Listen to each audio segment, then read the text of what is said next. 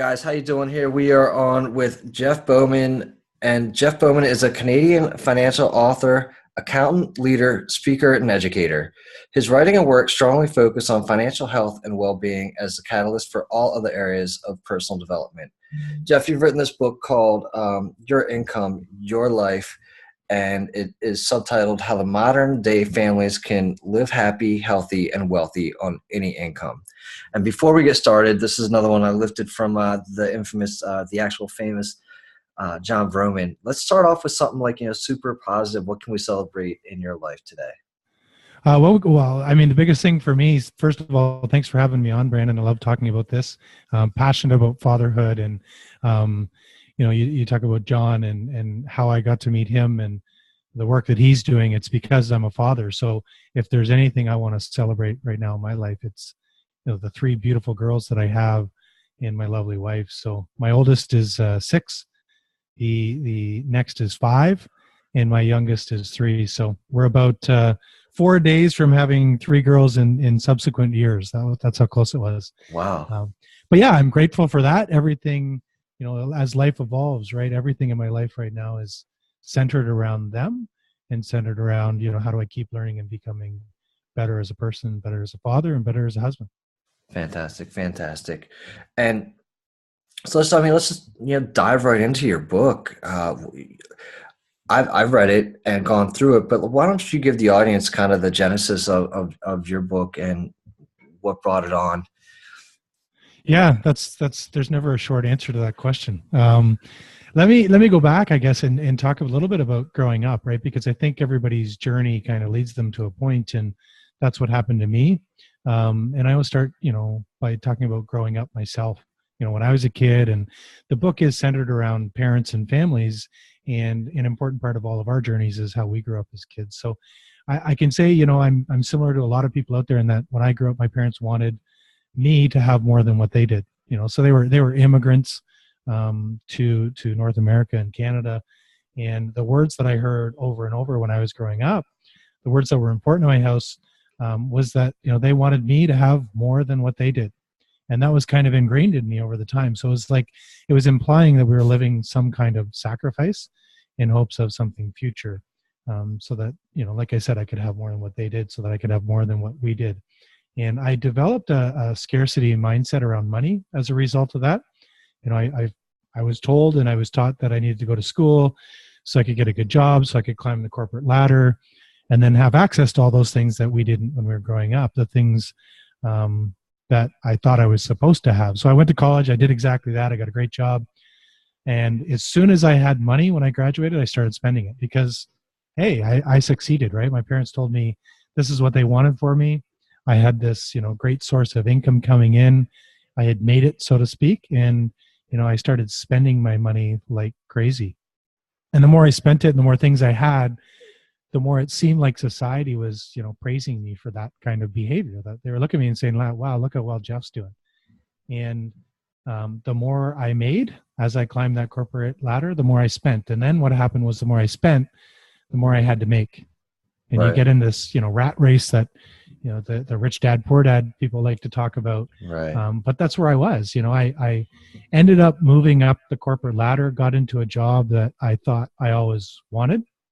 And I think, I've had a lot of reflection over the past couple of years on that. And I think in many ways, it was a great job for me. It allowed me to be entrepreneurial, which is in my nature, right?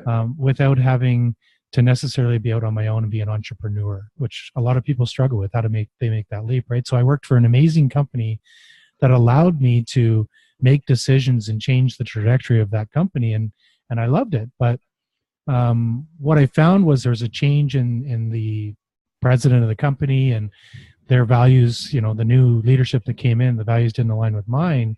And so when I looked at my situation, I had a whole bunch of money, but I also had a whole bunch of stress. Okay. And so in those times, my reflection was I didn't talk to my wife about it. I felt the stress. I felt like I had to keep doing what I was doing because the behaviors that we had built up over time meant that we were accustomed to living with a certain level of income. Right. So when you talk about the behaviors, you're talking about your money behaviors and your financial behaviors, not necessarily like just kind of hanging out and like, right, Exactly. right. Yeah, exactly. It was this weird circle, right? So I mean, the way I always explain it to people is that when I was at work, I was always thinking about home. Hmm. And when I was at home, I was always feeling guilty about not being at work. And so it didn't no matter where I was, I wasn't ever living in the moment. I wasn't Right. ever present for the people that I needed to be, whether that was in the work environment or in the home environment. So, I was lacking harmony. I was lacking um, all the things that I think are important when it comes down to living a family life and living a balanced life. And so then the behaviors that I had from a money perspective were all geared towards making up for that, right? So we buy things that we didn't necessarily need because we thought it would bring us happiness. We'd take our vacations and we'd end up getting these rooms that we really didn't need just because I thought we had to spend the extra money to make up for all the time that I wasn't present for my family, right? So the behaviors tied closely into the stresses that I was having in my work life.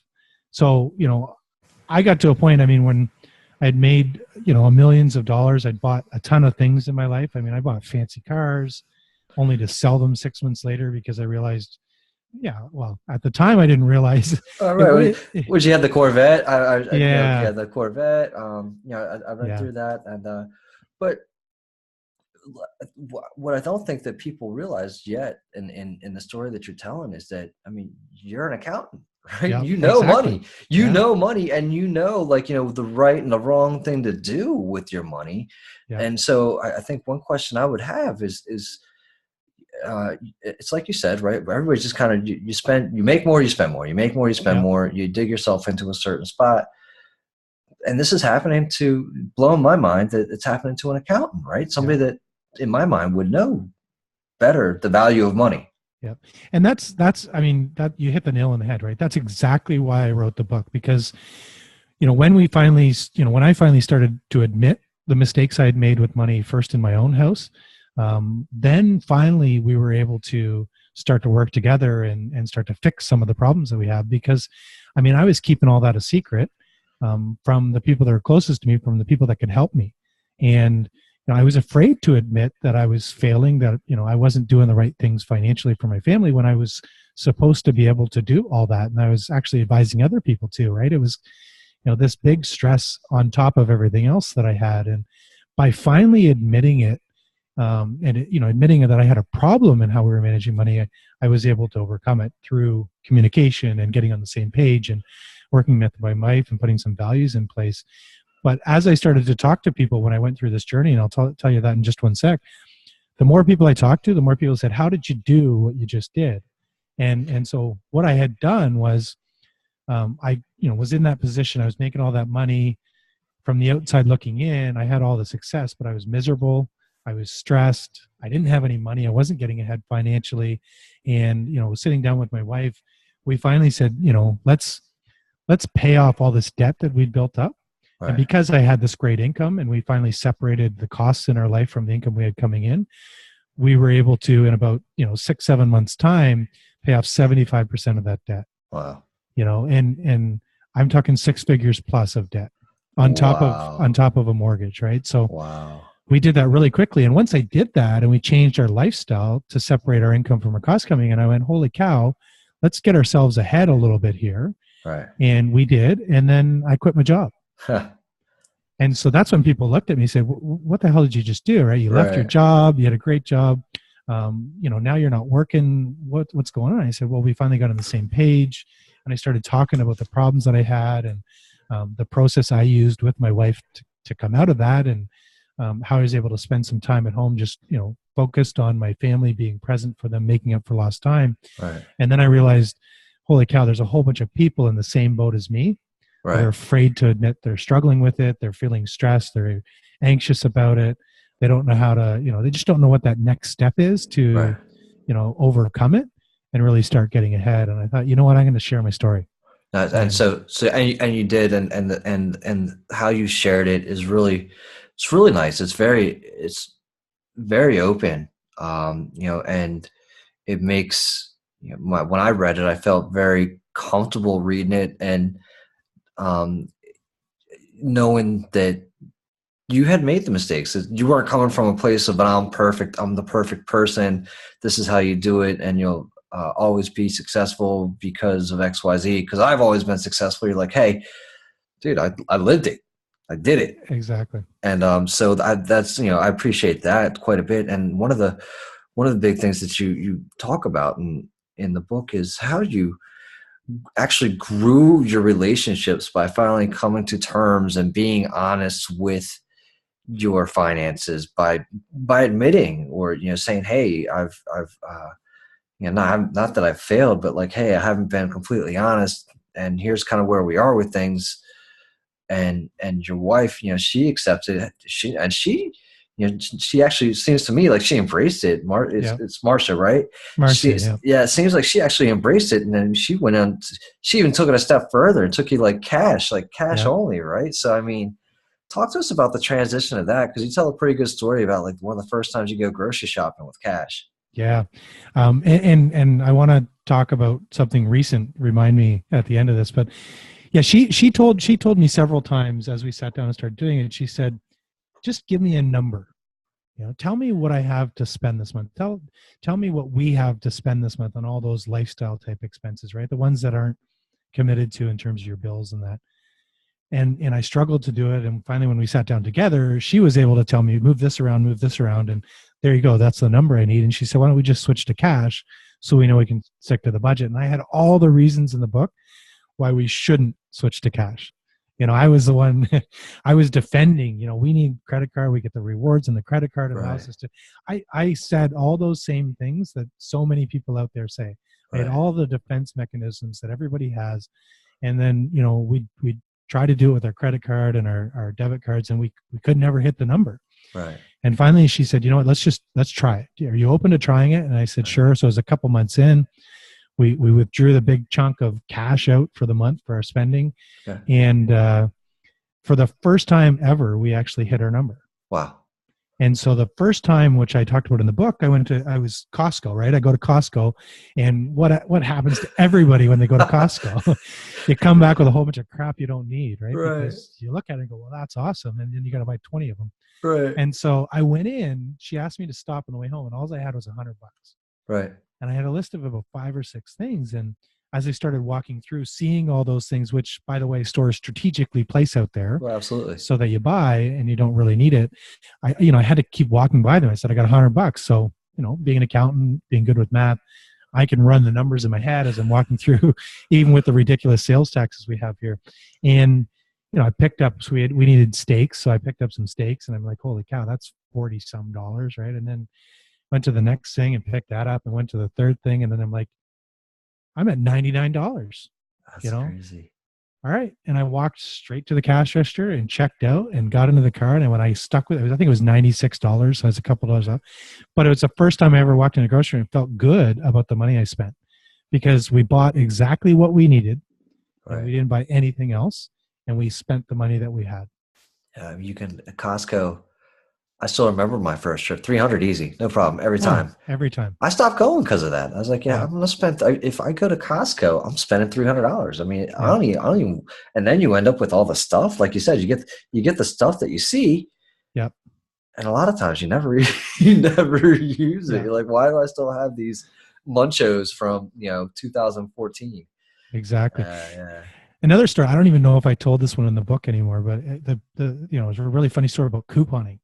So, coming from this, senior executive level position, having lots of money, I would have never couponed in my life, right? And so my wife finally convinced me to use Flip, an app to look up coupons, and you can, certain stores like Walmart and different ones for groceries, you can price match. And so the first time I went in to use the coupons, the app, I had no idea how to do it. Right. And I had enough anxiety in me as I was walking up to the checkout counter just because I'm going to use coupons. Right.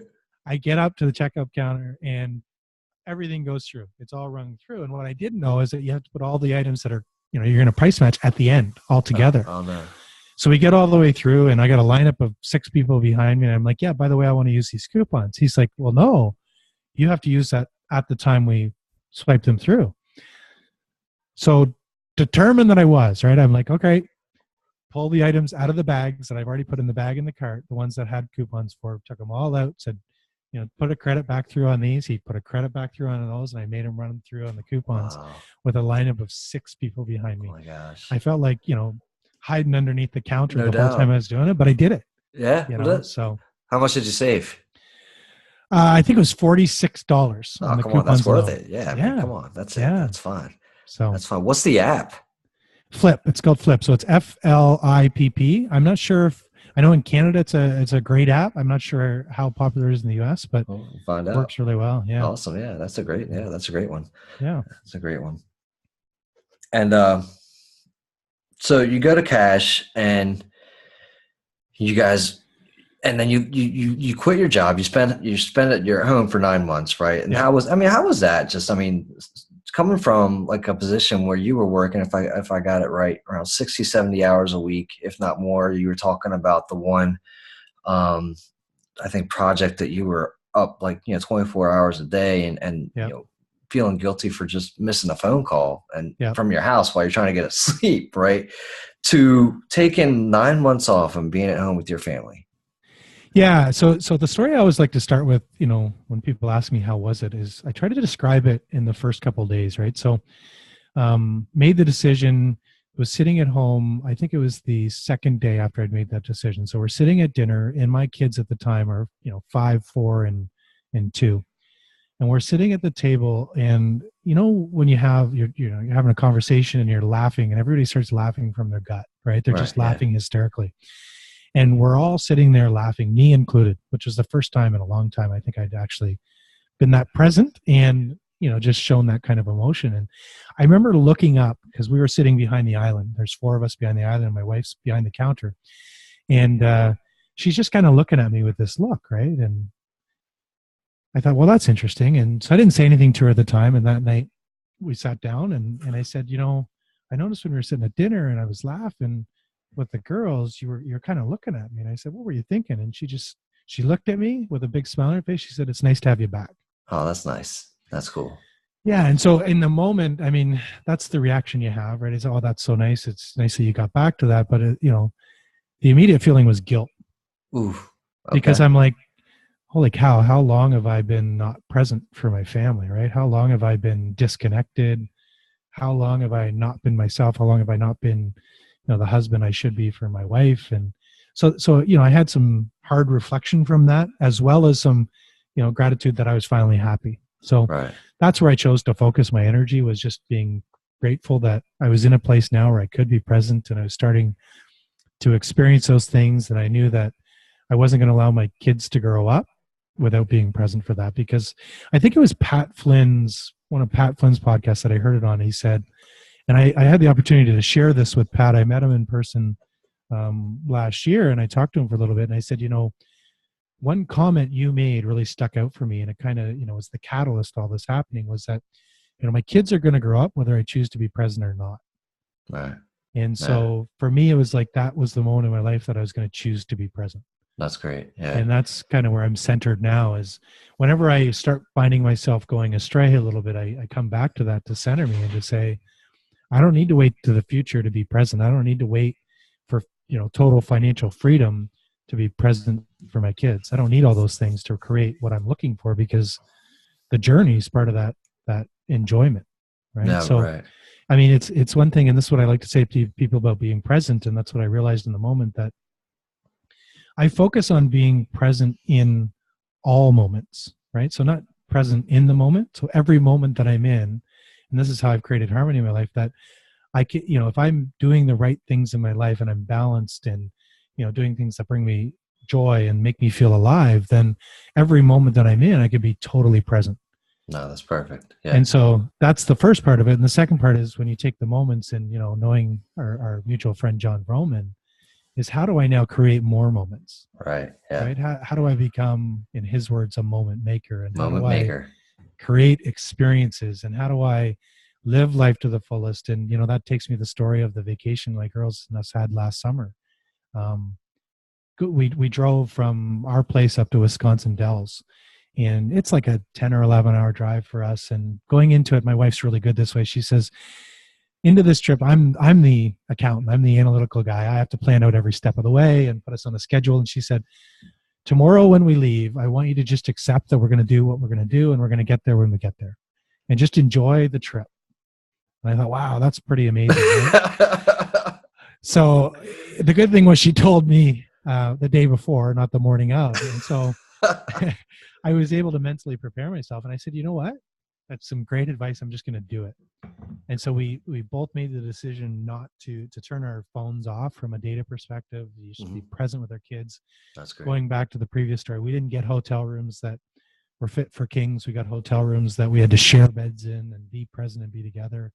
And that trip was the first trip that I've had with my family where we came back and I said, I can't wait to go again. I loved it. I was so happy. My kids were so happy. We were happy as a family. We were present. We were laughing. We did everything together. They saw that we were present and with them for that trip. And instead of coming home because I was stressed about not meeting our timetable, I was stressed about our schedule, I was stressed about money, I came home, like I said, feeling like, when are we doing it again? When are we going for our next trip? No, and that's the one too you talked about. Even like, is this the same trip that you talked about where you guys, instead of going out to eat every night, you actually you went out and got groceries, had fresh fruit, and you were really actually together. Yeah. And we do that all the time now. Every trip we do, right? I mean, we try to find hotel rooms that at least have us, a microwave and a fridge and a sink, so that we can do those things. Bring our fruit. That's what the kids like anyway, right? I mean, they like the fresh food, and they like, my wife's Italian. She's an amazing cook. So they're used to good quality food instead of going out and having junk every day, chicken fingers and French fries that you get at the restaurants, right? So we do that everywhere we go.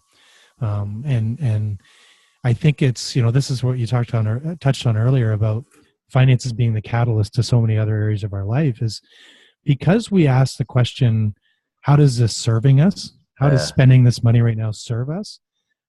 We make better decisions. So the example in food, right? You go and you spend $70 or $80 on food that isn't good quality, and feel, stuffed and disappointed because there's a whole bunch of wasted food in that. How is that serving you in that moment? Yeah, I think that when you talk about looking at the things that are serving us, that's a new revelation for me. Even like taking a look at why are you doing what you're doing, and how is it serving you to make your life and everybody else, your family's life, better. Yeah. So I love that you're talking about that.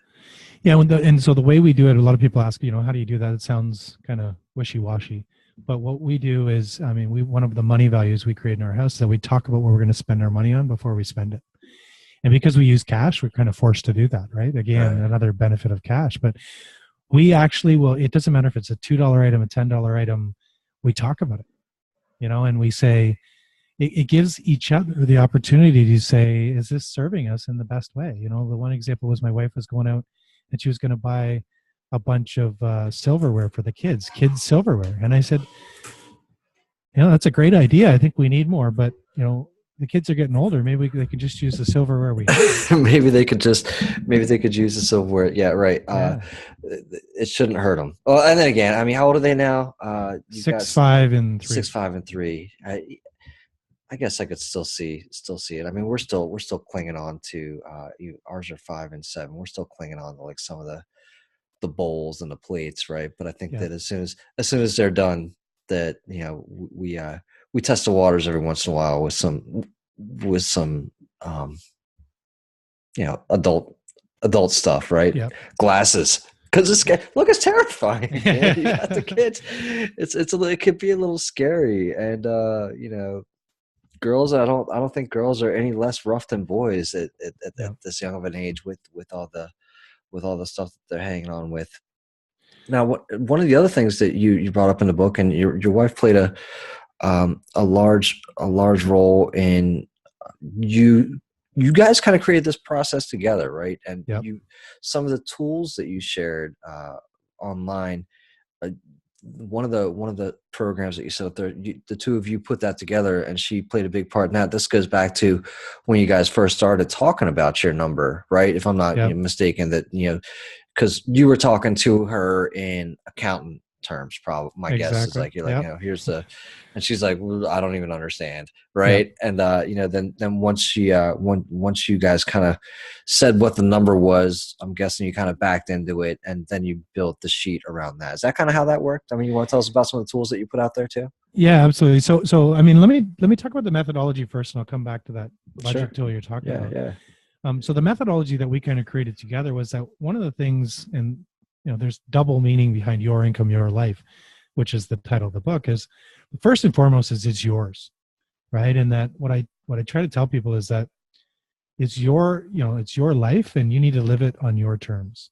Right. And so as parents, one of the things that I found when I was going through the process, so when we finally said we're going to get our stuff under control, of course, the thing that I do is I go educate myself, right, on what's the best step that I can take, what are people saying. And what I found was that all the financial experts were really making you feel like crap for all the things that you're doing, right? And I said, why does it have to be that way? I mean, we got a whole bunch of great things in place. Why can't we build from a place of strength? It's our life. I don't think I need to live a life of sacrifice. And just by saying you have to sacrifice now for something in the future, what mindset does that instill in people? It instills this, it perpetuates the scarcity mindset. And so I say, it's your income, your life. You need to figure out how to live it on your terms. And I try to give people some tools throughout the book and on the website that allow them to do that.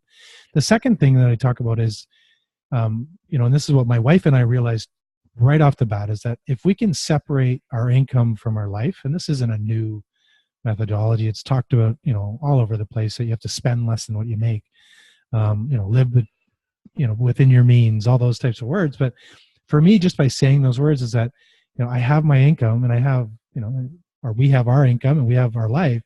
If I just separate those two key pieces, then we can finally start to get ahead. Right. And then if we can create a gap between them, and the bigger the gap we create, the more wealth we create. Right. So that's the methodology that kind of drove us through this entire process. And money, creating some money values was the next step. So getting aligned on what was important and really figuring out how we were going to work together, right? So we created some ground rules, as you could say, that aligned to, the way we looked at what was important in our life. And then we sat down, to your question, and created a budget that actually would work. So I was the accountant. I had a budget that was, it had rolling balances, and, it forecasted out X, Y, and Z, and, I could change it on a dime, and it was a masterpiece, but nobody could understand it but me. and so every time I tried to explain it to my wife, she couldn't get it. Right. And then I'd get frustrated because, it's not that simple. I can't just explain it to you. You need to understand this. It was always, she just didn't understand, versus me not realizing I was overcomplicating and not talking in a way that she could actually help. I got you. And so she's the one that, I had it broken down into categories, and she said, she actually went into some of the categories and she took line in and said, move this up into this, and move this up into this, and move this down to here. And she said, okay, those are all things that are committed. Right. So let's keep those in one category, because there's nothing really we can do. We can sit down and go through an exercise, which is something we eventually did, to lower all those costs. But on a monthly basis, our first step was we had to create some stability, meaning we had to live within our means. Right. So we had to spend less than what we had coming in. And we needed to focus on that category that was, varying every month. And so she took all those line items and put them into the right category down at the bottom, which you can call cash costs in our case, or lifestyle costs that I like to say to people, and said, that's the number I need to know for this month. How much do we have for this category? And then I'll stick with it. I'll hit that number. So really, I mean, when we have a budget meeting, when experts talk about having a budget meeting and going through finance, our budget meeting sometimes is a text to say, that number is this, it's $2,200 this month. Right. And that's it. Right. So it's simplified it. It's like, okay, $2,200, that's what we have to work with. Sure. So we did that, and that's the tool that I rolled out. And, as you develop confidence and in time, it's a couple of years later, this year we being totally transparent, we started to use credit card again because we thought we had everything under control. We knew Yeah. our number, we can stick to it. Yeah. And within a couple months, Blew it out. Yeah, we blew it out. And I said, Oh, it was the start of, I think it was the start of May. And I just said, forget this. We're not going down that road again. right. Yeah. And, I stopped everything I was doing. I drove to the bank, took the money out and said, we're back to cash. Yeah. And so I actually took it a step further this time. And what we do now, and I talk about this in terms of some of the fundamentals that you have to have in place, and this will be explored on the podcast that I'm going to come out with, but paying yourself first, right? So of that cash amount, we actually take out a monthly portion now that we put away into a separate envelope for trips. Okay. For the kids, we take a portion out and we put it in a separate envelope for Christmas spending. Right. So that we're not surprised with it 1 month a year or 2 times a year. Right. Yeah. That we're actually planning for it all year long. So I love it because we're taking money off of our income right off the bat and saying this is a priority for us as a family. Right. That we can have the right experiences, that we can create the right experiences over the course of a year. So those key things, we put that money aside so that we have it for us when we want to do it. So you're going old school, cash in an envelope. Yep. Cash in an envelope. Cash in an envelope. I love it. Yeah. It. So, man, I think the other thing that that bears stating is that the book is it's not like you wrote this thing 10 years ago. This is really recent. Yep. And so what's really cool, and I appreciate you saying, hey, since you wrote the book into now, and having fallen back into the credit card trap, right? And it's easy. It's easy to fall back into that trap. It's easy to feel like you've got it all situated. I love too that one of the things that you were talking about in the book was that you would make these masterpiece budgets, but you really wouldn't share, or like you'd make them, you really wouldn't share them with anybody. So exactly. So even if and then it can be difficult too. You gave a really good advice on how to approach or how not to approach a man and how not to approach the wife. Why don't you go ahead and share that too? Because I think that was I think it was a nice piece of advice on, let's say, if I had to now go approach my wife and say, we need to sit down and talk about a budget because, would you say we're not going to make the mortgage, she's going to, and then, what was the other piece? So, and how not to approach the wife and why, right? Yeah. Yeah. So, I mean, it's written proof out there that the men typically, and this is typical, so it's not every single, man out there or every single woman, but men typically think about money from a sense of ego. And women typically think about money from a sense of security. Now, I have worked with parents out there that it's the opposite. And that depends on your upbringing and the money message you got when you were growing up. Right. So it can differ from that. But typically, if you recognize where your spouse is and how they think about money, and for most women out there thinking about approaching their husband, recognize that when you talk about money and you hit them in a spot that hurts their ego, you're going to get their defenses up against the wall right off the bat. So I think you kind of alluded to it, right? Is that if you allude to, we can't manage our finances, and I don't know how you can't, keep control of the budget in our house, you've hit a man where it hurts. Right. Right. Because now you're saying you can't provide for our family, you're useless, I'm so disappointed in you. And so what you want to do is come at it from a different point, recognizing that it is his ego, and come at it from the point of, hey, I'm concerned about our spending because for me, I'm worried about our security. So as a woman, now you're talking from a point of where it impacts you and not him. Right. And the same as a man approaches a woman is that when you approach her, recognize that it's about security. So yeah, if you're worried about money, don't go and say, I don't think we're going to make our mortgage payment, because you're going to get her in panic mode.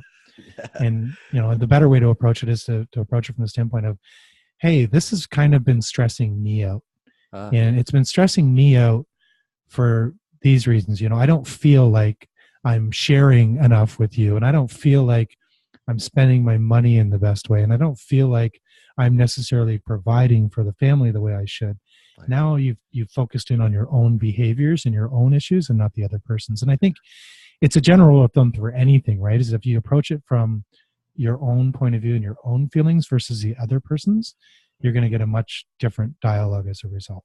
Right. No, that's a great, I mean, I think it was only a couple pages in the book, but it really stuck out to me, and I really appreciate you sharing that, and definitely feel like the audience should share it. One of the you mentioned scarcity mindset a couple times, and I'm not sure that I say for me, I'm pretty well versed in it these days. Why don't you just share it though, because I don't know that my whole audience is familiar. Yeah. So I mean, you can scarcity and abundance are the two different mindsets we often talk about. It. It's a fine liner, and it's around mindset. So what I try to encourage people to do is to overcome the scarcity mindset, which is about sacrifice. That there's not enough money out there. That we're kind of the servant to our money. Is to start asking yourself different questions. Start asking yourself more powerful, more positive questions. So a typical example I would give someone, instead of saying, you know it's the victim mentality, right, is why don't I have the things that that person has, or how can they afford that nice car and we don't have it, or the jealousy that comes out. Instead of asking the question of why can't I have the things that they have, just flip it, right, to say, how can I get the things that they have, how can I create more money so that I can have some of those experiences. And just as soon as you ask that question, as soon as you ask a different question, now you're to John Berghoff and Appreciative Inquiry, you're changing the lens in terms of how you see the world, right? So you're looking at it not from a place of why can't I and I'm this victim, from a place of how can I do that? What steps can I take to improve my financial situation? Now you're focusing on the actions you can take and the choices that you make versus this victim, everybody but me mentality. Right. And how I was able to do it, I can tell you, was through practicing gratitude. And I know that sounds corny, but what I saw was, you interviewed recently Jason McKenzie, and he would write a gratitude post every day. Yeah. And I read his gratitude post and I go, wow. And I started getting excited for it, just to read it, right? And it wasn't even mine. And I was like, okay, what's he going to say tomorrow? And who's he going to thank? And then all of a sudden it dawned on me, like, why am I not doing that? Why am I not, talking about the things that I'm focusing on, the things that I'm grateful for? So when you have a really crappy day, or when you feel like you don't have the things that your neighbor has, why don't you switch it and say, here's the things that I do have, and here are the things that I'm grateful for. Yeah. And I just started doing that every single day. And, notes in the notes app in my iPhone, I just started putting them in there. And then I started sharing them too on a blog that I had at the time. And I found it infectious. And then I started seeing the world from a different viewpoint. And Tony Robbins talked about it in one of his books, I think, was the difference between, scarcity and abundance is really the difference between expectation and appreciation. So if you're always in a mindset where you're expecting things in your life, you're setting yourself up for continuous disappointment, because many of those things aren't going to come to fruition. And instead, if you focus on appreciation for the things that do come your way, for the things that you do accomplish, for the things that happen in your life that you're surrounded with, you totally move from this entitlement, this scarcity mindset, into one of abundance and appreciation. Thank you. Thanks for laying it out. I don't think that I've really ever, I don't think I've ever talked about it too much on the show. And this, I mean, it's also fairly new for me, right? In my own mindset. Mm-hmm. I talk to a lot of people, and when I'm talking to this, for me, it's been a year, like just 1 year where I've said, living with intention, looking, picking up Appreciative Inquiry. I'm only picking up Appreciative Inquiry because of the My Morning Miracle crew and John Berghoff and John Broman. I kept hearing him say it. I'm like, well, Appreciative Inquiry, let me in. Well, what's it about? And so, I've recently started to take that on, and the gratitude, like you said, it's just being grateful and focusing on the things that you've already got, and being grateful for the things that you've got. I know it's like you said, it sounds corny, right? I mean, I'll yell at my kids. I'm like, be grateful for what you've got. Yeah. But it really does make you feel better. I'm looking at all the good things that I've got now. So you write this book, and your intent for the book is to basically level set people, give them a set of tools, and come at them from an angle. Like like, it sounds almost like an appreciative inquiry angle. Let's change your view. Let's give you a more positive spin on how you're looking at it. Am I reading that right? Is about Absolutely. kind of where it Yeah. comes from? Yeah. So I want to, give a shout out to John Berghoff, because I think what he's doing is amazing. And I'm part of his Appreciative Inquiry pilot training program and certification program. So Okay. I'm going through that now, and it's amazing. So he's got one launching in the fall. So if anybody out there wants to take it, I highly recommend it, especially for anybody who's a leader or, trying to facilitate change in organizations. It's unbelievable what he's doing. So what I found with Appreciative Inquiry, and we talked about this in the first training session we had with him, is that it's something that's in you, right? I mean, and that's where I connected with John really quickly in the methodology and the philosophy behind it. Because if you go back to the story with my wife, and when we finally came together, when I opened up and finally admitted my problems and we started communicating, what we did was we really started building from each other's strengths, right? So instead of focusing on the negative things and all the things we didn't have in our life, we started to be grateful for what we had. We started to talk about the things in our life that served us, that we were really appreciative of. And, we pulled from my strengths in analytics and her strengths in terms of simplicity and how to make something actually work from a process standpoint. And when we put those two things together, it was like magic happened. That's great. And so I always try to focus on with people is if, that first point you need to build from is understanding where you came from, right? Understanding that your experiences in life and everything that's brought you to the moment you're in today has been a gift, because you're the only person that has those unique skill sets. And if you utilize those unique skill sets, especially in a family dynamic, and partner with someone else and their unique skill sets, by pairing those two strengths together, you can make magic happen for yourselves. And so start from there, and then ask different questions. Ask different questions about what you want. What are your long term? What are your medium term? What are your short goals? Ask positive questions that take you down a path that you want to head down. And so if I go back to another example, because this hit me before, and I know I wanted to mention it, about an abundance mindset. One of the things that my wife and I do every year as we sit down and you talk about creating the best year ever, ours is centered around family, first and foremost, and experiences. And so we say, what experiences do we want to have this year? And we list those out and we say, okay, those experiences cost money, many of them. So we recognize that the way we've set up our life now is that I should have probably started with this, that I cut my income more than in half. I was gonna loop us to it anyways. Yeah. So I've cut my income because we cut our lifestyle expenses down so drastically. We've cut our income in half, and so our income is pretty aligned with our lifestyle expenses now. Right. We have to monitor. We're forced to monitor because we've made choices about what's important in our life. So we do that.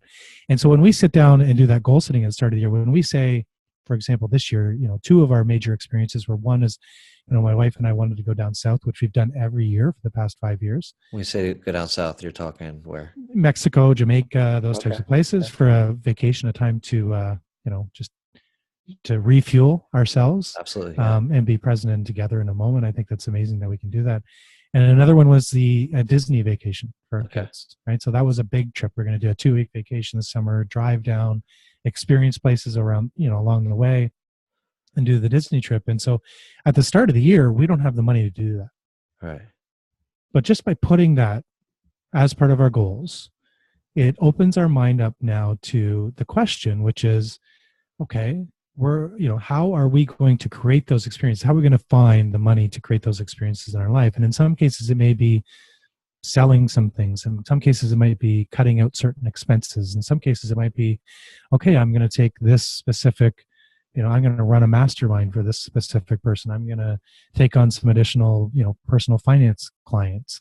Right. I'm going to start a membership community. I'm going to do, you can create many different opportunities to bring in additional forms of income, keeping in mind that for us, it's not about going out and finding $200,000 of additional cash. It's about finding the money that we need to fund those experiences, and then being present and making moments with our kids and all the rest. Right. So it keeps that, that lifestyle in harmony. And in, another point of transparency, right? I mean, I went through this earlier this year, and I think the first time we were going to record might've been around that time, came down with pneumonia. Yeah. You got sick. Yeah, I got really sick, and so it was my body's way of telling me to, slow down. Yeah. And what I had done was, I was running a mastermind. I had created a membership community. I had 20 people in there within a week and a half, which is great. I mean, wonderful, but it required a whole bunch of work. I was doing the appreciative inquiry training with John. I had a bunch of things that I was asked to do with the organization that I work with. And so there's all these things that were on my plate. And even though I said to myself, I can do it, I wasn't in harmony. Right. And my body quickly told me that. And it was the first time I can tell you in the past 2.5, 3 years that I've been sick. Yeah. And before that, when I was working 7 hours a week, I got sick all the time. So it just tells you, your body has this amazing way of telling you when you need to stop and reflect. And it was immediately in that moment I said, time out. I'm off center again. When I'm with my family, I'm not always present. I'm not always spending quality time with the people I need to. I'm not always in the moments for every moment. And I said, I'm going to stop. And not many people would do this. I mean, I reached out to the 20 people in the membership community and said, here's what I'm going to do for you. I'm not doing the membership community. I'm going to offer you a couple coaching, sessions, which are a lot more expensive than the community, but I knew I could do them in a shorter period of time. I refunded a whole bunch of people their money back, and I pared it down to say, what are the things that I want to work on? And I'm actually to a point now where after I've got 3 clients on the go now, I'm not going to do any more paid stuff like that anymore. Huh. So, I mean, the book, most of the proceeds go to John's organization, the Front Row Foundation, which I'm extremely passionate about. Yeah. So the book proceeds are going, a portion of them are going there. So there's not a lot of money coming from that. I'm starting a podcast with, no goal of earning money from it. Hopefully I can offset the cost of doing it. And the other stuff I've just put on hold. Right. I've got a free Facebook community where people come in and we just discuss things as it relates to money and celebrate. What's the name of the group, Jeff? It's Your Income, Your Life community. Okay. So, it's based on the book. So people are coming who've read the book, and we talk about the things as a parent and what do we want to model for our kids. So it's become this passion project for me, and it's brought me back to a point where I'm centered and I'm in harmony and I'm present in the moments in my life again. And I'm grateful for that. So that's because you can run yourself pretty ragged, and I'm a big fan of History of the World Part 1. This is an older movie, right? Comedy, but in the movie, it wasn't like Caesar's walking around and you got the guy running behind him. He's going, "Thou art mortal, thou art mortal, thou art mortal." Exactly. And sometimes we get I think to me when we get into this appreciative inquiry, when we get into this abundance mindset, sometimes we're willing to take on the world, and we try. Exactly. And it feels good for a little bit, but then you run yourself down pretty quickly. And it's just like you said, your body just says, yeah, your brain may be able to keep up with it all, maybe most of it, but your body's going to let you know. Yeah. And it comes back to, I mean, so how do I come to that realization so quickly again? I mean, other than getting really, really sick, but it was just going back to my why, right? I mean, why am I doing this? And many fathers and dads and parents out there, I mean, as you have kids, your life changes, right? And they realized in that moment that, my why is my kids and spending time with them. And so, I'm trying to create something wonderful for them and help so many people. But if that means I can't be present for them when they're growing up, there's no point. There's no point. No, it's definitely tough. I mean, so let's talk a little bit about it. Like, so you took a job making half as much so you could be at home and be present with your family. And, you figured out a way to do it. I mean, you're in the book, you're a little lucky, not lucky. I mean, you were busting your ass, but you had a job and you guys figured it out at a good point where you could make the adjustments and then realize that the money, the large amount of income wasn't necessary to have the lifestyle that you really wanted. And that's being present with your family. And I mean, are you still doing a day job, or are you pretty much doing mostly consulting and some of the coaching and all that stuff? I mean, how's that all working out now? Yeah, no, I'm focused on, I work for a university here in town. Okay. Using appreciative inquiry. All um, right. Yeah. as the leader in the organization to try to drive transformation and change. And Nice. it's linked into my background, which is finance and leadership. So it makes me come alive, right? And that's what I realized in this moment, that they were going through a significant leadership transition, and I want to stay there to be part of that and help them through that, and really, help the organization grow and create engagement and motivation. And you can hear in my voice now, right? I Yeah. mean, Yeah. Yeah. that creates passion for me. Yeah, it doesn't make the money I used to, but I have so much more, time on my hands now, where the job isn't demanding like it used to be. I'm doing things that, that make me happy when I'm there. Right. And when the kids have school play or a dance fest, or they have a barbecue, I'm there. That's great. There's no doubt that I'm going to be there for my kids' things, and I make the time. And this is an organization that allows me to do that. Why would I give that up when they allow me to come alive every day? So, Wow. yeah, I mean, I've got that. I'm doing much better from an investment standpoint. So, one of the things that's amazing to people when I say this is, you cut your income more than in half, and I'm putting, way more money away into my investments now than I ever did. That's great.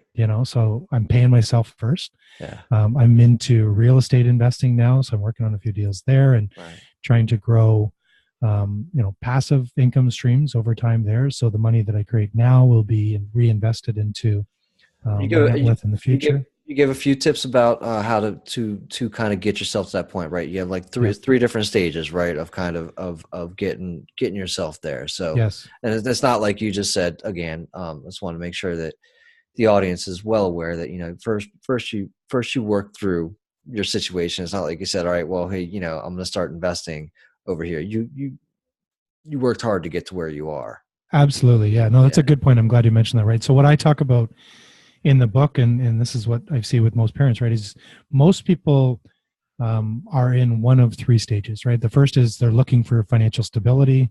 The second is they've got some stability, but they don't know how to make improvements. So they're kind of sitting in that mark where a lot of parents out there, dual income houses, they got a couple 100,000 saved up, but they can't ever seem to really get ahead and create momentum and generate wealth. So they've got a bunch of debt, so they're living paycheck to paycheck, even though they're doing okay financially. So they're just like, how do I improve my situation? So that's the second level, is looking for financial improvement. And then once you get through that, it's how do I grow and accumulate wealth? And so, yeah, I mean, through a lot of hard work and discipline.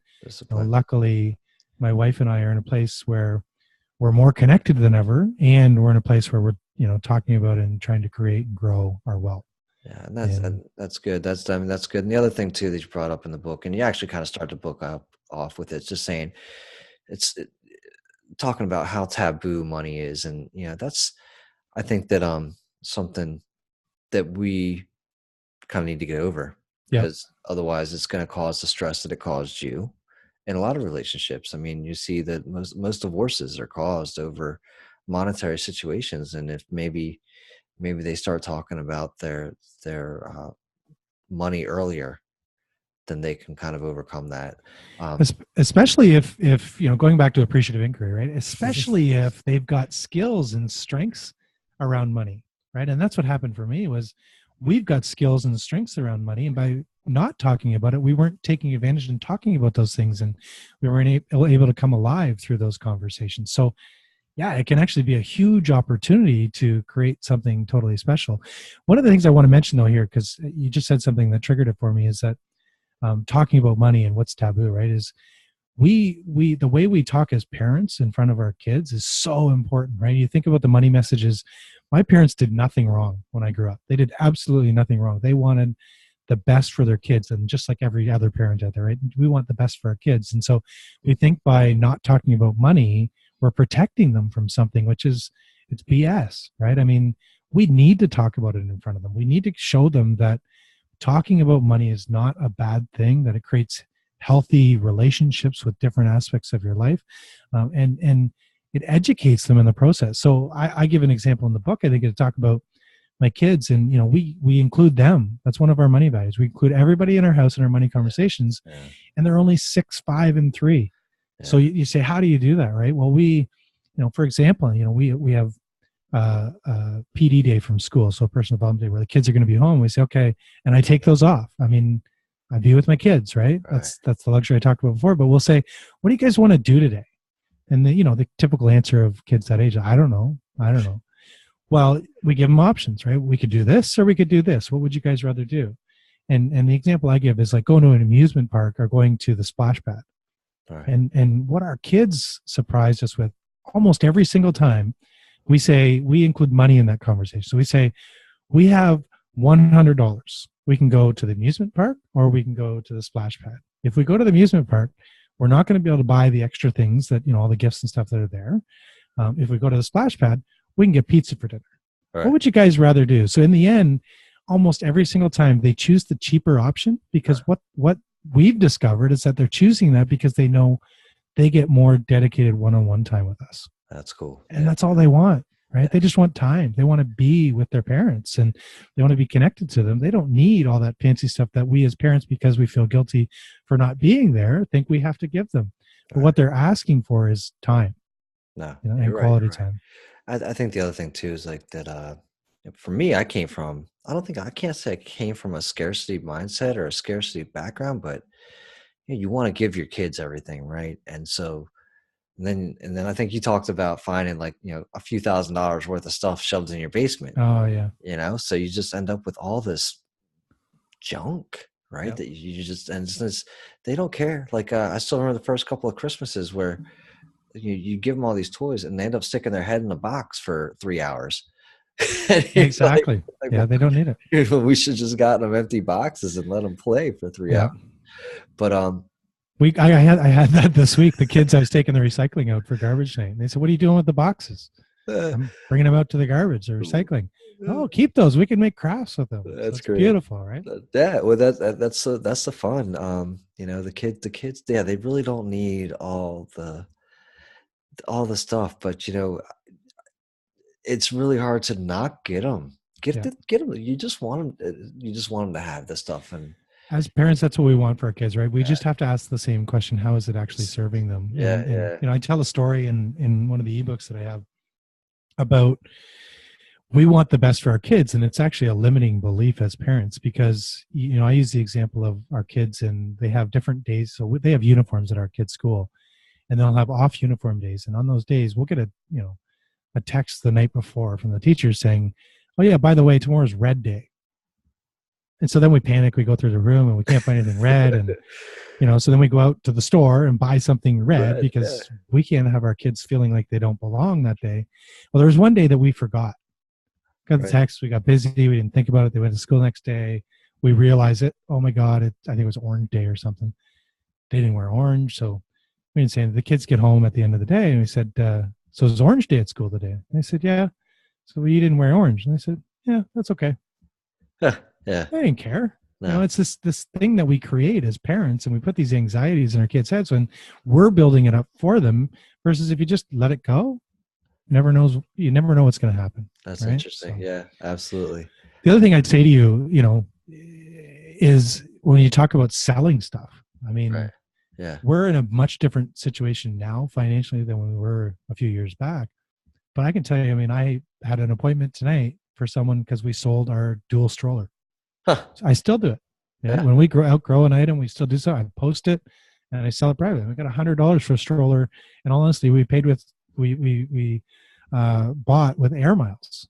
So, hey, it's $100 in our pocket, right? Absolutely. It gets us through to the end of the month. So absolutely. I mean, I know I could stand to go through some of the stuff. Yeah. It's not serving anybody except for something to step on.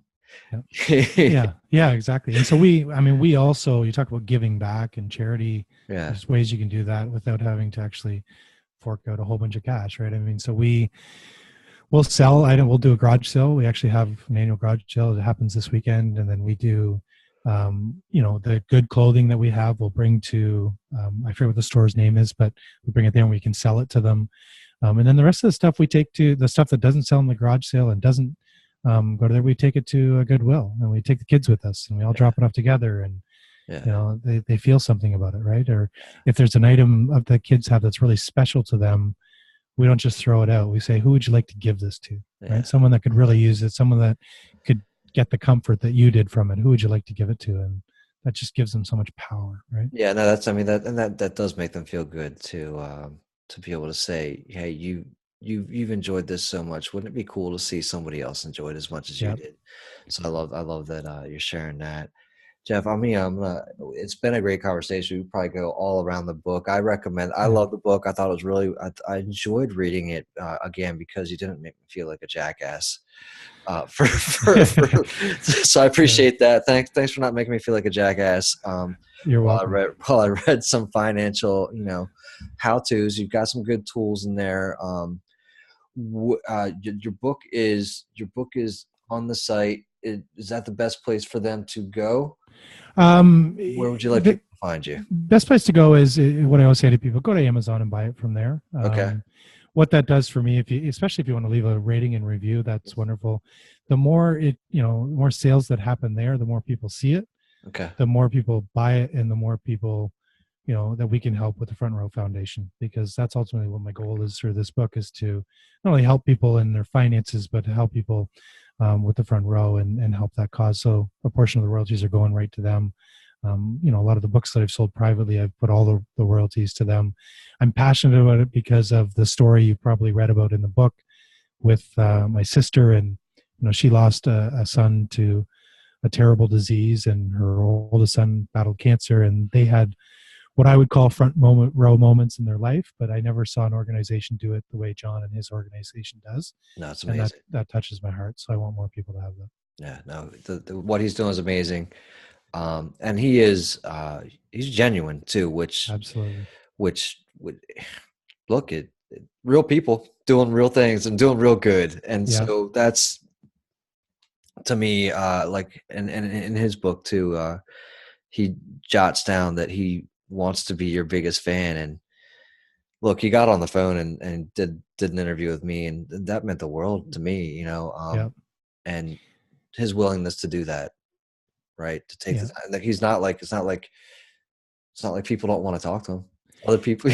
And I can guarantee, because I've been on the phone, and I know John, I met him several times, and I call him a friend now, is that he makes you feel like Yeah. you're something special. It's And I a think yeah, it's that's such a gift, right? And he's amazing. I'm grateful for him and the things that he's doing. That's, so you talk about connections and how we get to know people, and the wonderful things that come out of these types of experiences is that, I met a man named Larry Hagner through my buddy Jason. Larry Hagner introduced me to John Broman, who, was holding the dad's Oh, is retreat that how you, last so is year. that how you met up with him? Okay. Yeah. So went to the dad's retreat, Larry, Jason, myself, Nick DiNardo, a couple other guys went to that. Got to meet a whole group of amazing people. Hal Elrod, who's going through some of his own challenges now. Yeah. John Berghoff, who I'm in the Appreciative Inquiry training with, went to the Best Year Ever event in December, Yeah. and met the folks that run the Canadian version of the Front Row Foundation, Okay. and trying to partner some of things with them. Just a wonderful, wonderful group of people that are doing amazing things in this world and trying to change things for the positive. And that's awesome, right? And you're a part of it now too, right? Look Yeah. your book, like I said. So I'm gonna pitch your book again one more time here, because I really think it's a good read. I think it's an honest read, and you give real tools for people to use. And so I appreciate it. So I recommend that the audience run out and go grab it.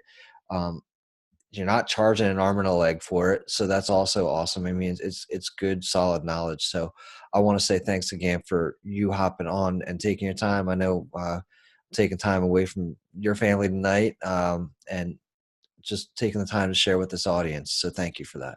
Thank you very, very much for having me, Brandon, and thank you for doing what you're doing. I think it's awesome. Thank you very much.